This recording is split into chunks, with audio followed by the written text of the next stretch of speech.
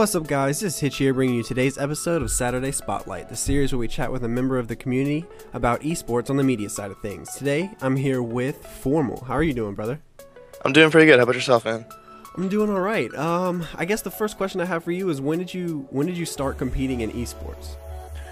Let's see. I started playing video games when I was maybe like 6, but the esports part of it, I started competing in 2009. Was my first event. Right.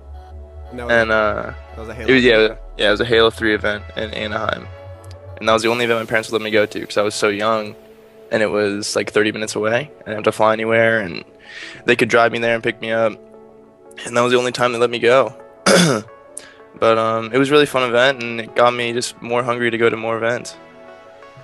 Right, and you since made the transition to COD, and for I guess for the COD players that don't know, can you explain a little bit about what happened to the Halo scene in like a competitive sense? Sure. I'll give you a short story. Basically, the numbers dropped from Halo when Halo Reach came out. People weren't satisfied with the game. Halo 3 was really good, and then Halo Reach just kind of took a turn for the worst, and the numbers dropped off. People started going to less and less events, and then MLG ended up giving us the boot. They took us off the circuit, which was a big shock to all of us because like MLG was the only, source of tournaments for us. So we were kind of taken back by that. And then another tournament stepped up called AGL, and they started hosting a couple Halo Reach tournaments, and then continued on to Halo 4, and that kind of went downhill as well. So the only place for us Halo players to go was to COD, and me and a few others did it. Right, and what was the hardest transition coming over to Call of Duty? Let's see. The hardest transition for me was Search and Destroy. The respawn game types were very self-explanatory. They were very, one-dimensional. What you had to do, you had to go to a flag, or you had to get a blitz point, and you just had to kill. Search and Destroy is a little different. It's nothing like I've ever played before.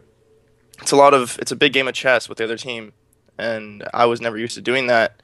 So the first month was a little rough, trying to learn what to do and how to do it. And as time went on, you pick up on these little things, and you just pay attention, and then you just learn from the other players that are.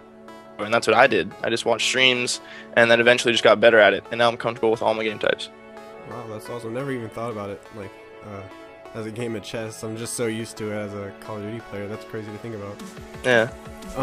Lately I've seen a lot of, I don't know if you've seen it, but I've seen a lot of like throwback Halo 3 tournaments. Like, I know overseas they've been doing it a lot. What are your thoughts about that?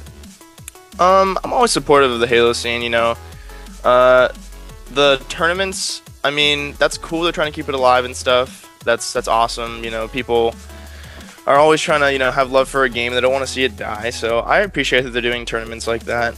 I just wish that Halo would have been more promising for the rest of us that played Halo for so long, that we wouldn't have to go back to like a game that came out in like 2007 or whenever it came out, 2008, just to keep the franchise alive.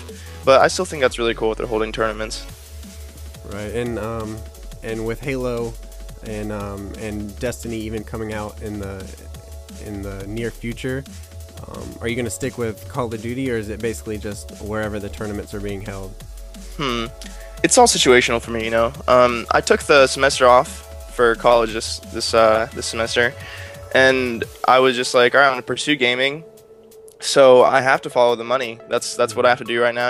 I can't sit there and play Halo all day just because I like the game. That'd be a waste of time. I switched to Call of Duty because I saw that there was money in it, and I saw that there was a future in it, and I made right decisions. I made the right moves, and now I'm on Caliber, and I'm just going to follow, wherever the money goes. I'm just going to be honest with you. I need to. As a professional gamer, you need to professionally game. You can't just sit there and casually game. It's not going to make you any money unless you're a really popular streamer, but I'm not, so I just got to follow the tournaments. All right, and then you said something a little bit about Caliber, so let's switch back into Call of Duty. How are you feeling about regionals coming up, I guess, in 2 days? Yeah, I'm feeling great about regionals. The team, at first, we clicked right away.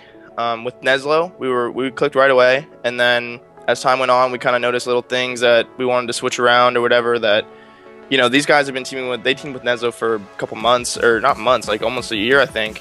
and I guess they had a big history with him, and then they figured, you know, maybe we can be better if we replaced him with Goonjar, and then we picked up Goon, and it just felt so much better. You know, every day we get on and we play, and then after we're done playing, we stay and we hang out with each other in Skype for hours, just talking and just hanging out and watching stream, just doing stuff like that normal team just don't do. You know, they play and they get off, and they play and they get off, and then they play 8s or something. But our team has this like really unique chemistry that I can feel that I have with some of my Halo teams that I don't see much in Call of Duty teams. So I think that'll be an edge for us, is that because we all like each other a lot, which is going to help you in and out of game at a huge tournament like this that's coming up. Yeah, I didn't know that any team did that really until yeah. now. So have you been around the Call of Duty scene long enough to develop any rivalries with any teams? Not really. I mean, I'm cool with most of the pros. There's a couple that, you know, I don't really have respect for. I'm not going to say any names, but some of them aren't deserving of respect because of the way they carry themselves or the way they treat other people. But I don't really care who we play, you know? I mean, obviously I want to play Complexity. That'd be nice because they're the best team, and you want to prove yourself to be the best, so you have to beat the best to be the best. And I want to play them, obviously. Strictly Business, there's a little thing going on with us, but it's nothing too serious. And I mean, I like to play Optic. They're fun to play against. Any of the top names are really fun to play against because it's always a really good series. But no rivalries for me. All right. And I guess one last, this is going to be like kind of a crazy question. I always like to ask these. So say you're at a tournament and it is a COD and Halo tournament and you can only play with one team. Who are the 3 teammates that you would choose? So it's like a COD and Halo. I have to pick the same team for both tournaments? Right, yeah. Okay. I need Pistola because he's a wizard and he's a really good tournament player. Yeah, so Pistola. Ogre 2, he gets the wins. So Pistola and Ogre 2, and then I'll need a good COD player, like a really good, maybe Goonjar, because I could see him being good at Halo if I just taught him how to play. He's got really good gun skill. So you're not thinking Crim 6?